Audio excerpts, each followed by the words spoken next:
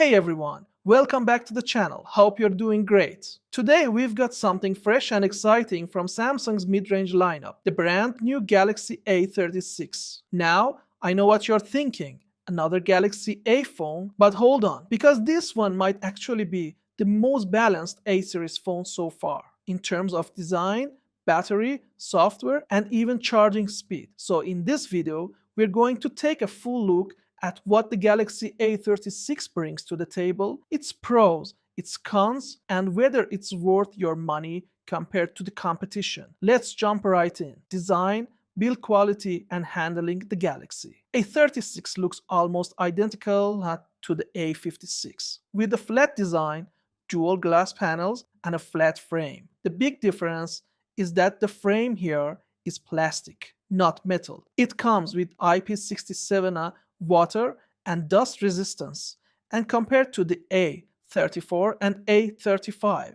it's slightly taller and wider thanks to its larger screen. Gorilla Glass Victus Plus protects both the front and the back now, which adds durability and a premium feel. Hopefully, it holds up if you ever drop it. Samsung also switched up the camera layout. No more triple floating lenses. Instead, you get a thick black strip housing all three cameras, which creates a clear design separation from the flagship series. Some may like this fresh change, while others may miss the premium style look. The A36 comes in lavender, black, white, and lime. I've got the black one. Looks sleek, but also attracts fingerprints like crazy if you don't use a case. In terms of size and weight, it's very close to the A56. The matte plastic frame doesn't feel quite as nice as the brushed metal one on the A56. And while the rear glass feels premium, the overall materials give you mixed impressions when you hold it. Still, it's a comfortable phone to use, but the vibe it gives off really depends on whether you've held the A56 before. Display: the Galaxy A36 comes with a 6.7-inch AMOLED display, Full HD plus resolution, a 120Hz refresh rate, and Gorilla Glass Victus plus protection. Brightness in auto mode goes up to around 1200 nits outdoors, and when playing HDR content in bright conditions, it can push up to 1900 nits. Visibility in sunlight is excellent. Color accuracy is solid for this price range. There's no support for 10 or 12-bit colors and no low PWM tech, but most users won't notice unless they're really sensitive. The adaptive refresh rate drops all the way to 0 Hz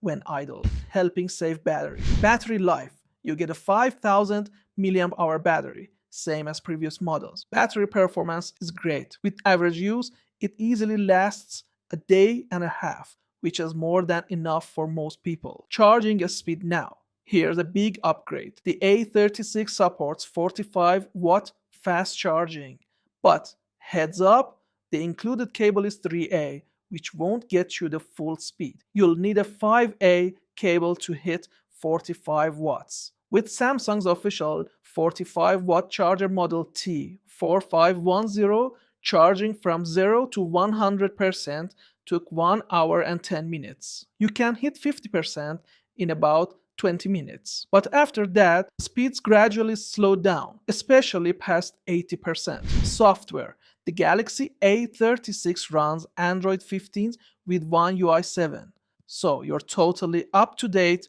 right out of the box.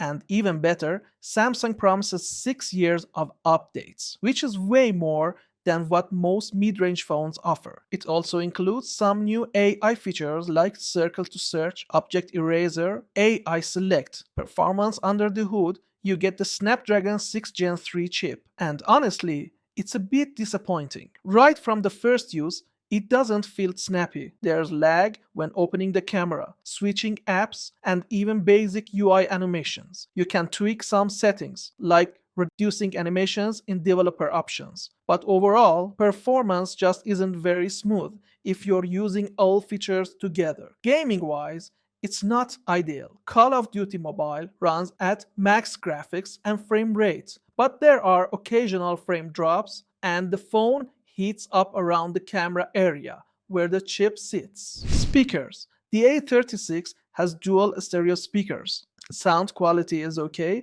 loud and clear enough for casual use, but at high volumes, it gets sharp and loses detail, especially in higher pitched music. Cameras. You get a triple camera setup, 50 megapixel main, Sony IMX 882 with OIS, 8 megapixel ultra wide 123-degree field of view, 5 megapixel macro, 12 megapixel selfie camera.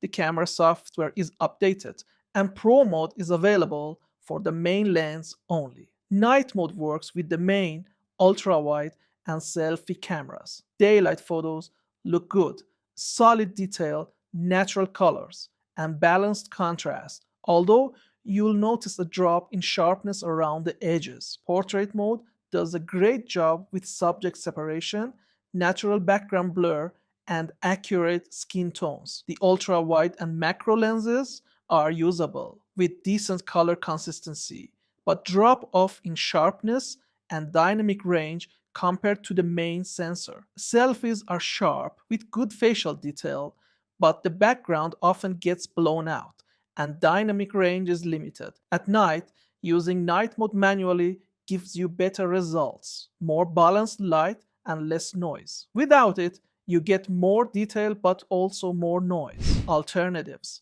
At €379, the Galaxy A36 is a decent mid-ranger, but here are some alternatives worth checking out. 1. Galaxy A56. Brighter HDR10 screen, better performance, faster storage, and improved ultra-wide camera, but €100 more expensive too. Galaxy A55 2012-24. Better GPU, HDR screen, and metal frame at a lower price. 3. Poco F7 Pro, blazing fast performance, Dolby Vision display, double the storage, and 90W fast charging. Conclusion. The Galaxy A36 is one of Samsung's most balanced mid-range phones yet, with a more premium design, better graphics, and faster charging than the A35. The promise of 6 Android updates is a big plus, its bright display is a real strength, but the camera improvements are minimal, and hardware performance just isn't competitive with some other phones at this price. Pros: durable build with Gorilla Glass, Victus Plus and IP67 rating, bright 120Hz, AMOLED display, solid battery life, and fast charging support. Android 15 with 6 years of updates. Cons: no charger in the box, and real-world charging speeds still not dramatically faster. No HDR video playback, underwhelming performance for the price.